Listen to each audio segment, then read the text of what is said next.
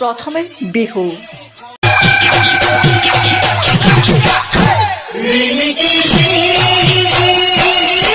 তাৰপিছত ঝুমুৰ,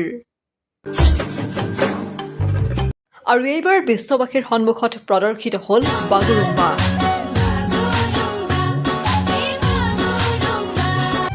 নমস্কাৰ, স্বাগতম জনাইছোঁ মিনিট পইণ্টৰ অন্য এটা ভিডিঅ'লৈ।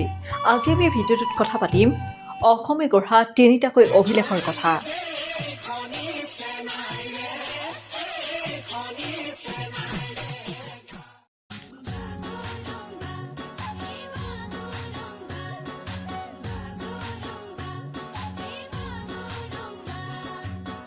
এইবাৰ বিশ্ববাসীৰ সন্মুখত প্ৰদৰ্শিত হ'ল বড়ো জনগোষ্ঠীৰ লোকনৃত্য বাগুৰুম্বা।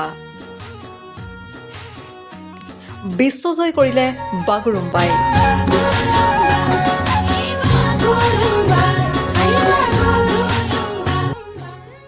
ৰঙীন হৈ পৰিল সৰু সজাই ষ্টেডিয়াম। এই প্ৰত্যেকটো ক্ষণেই আছিল অসমৰ বাবে ঐতিহাসিক পল। বিশ্বৰ সন্মুখত গৌৰৱেৰে প্ৰদৰ্শিত হ'ল অসমৰ লোকনৃত্য। বিশ্বই দেখিলে অসমৰ লোক সংস্কৃতি। অসমে গঢ়িলে এটাৰ পিছত এটাকৈ অভিলেখ।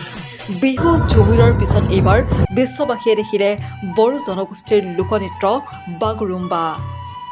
প্ৰধানমন্ত্ৰী নৰেন্দ্ৰ মোদীৰ উপস্থিতিত 17 জানুৱাৰীৰ সন্ধিয়া গুৱাহাটীৰ সৰুসজাই ভোগেশ্বৰ বৰুৱা ক্ৰীড়া প্ৰকল্পত 10,000 শিল্পীয়ে খাম, চেৰজা, চিফুং, জথা আৰু জাফষ্ট্ৰিঙৰ তালে তালে প্ৰদৰ্শন কৰিলে বাগুৰুম্বা নৃত্য।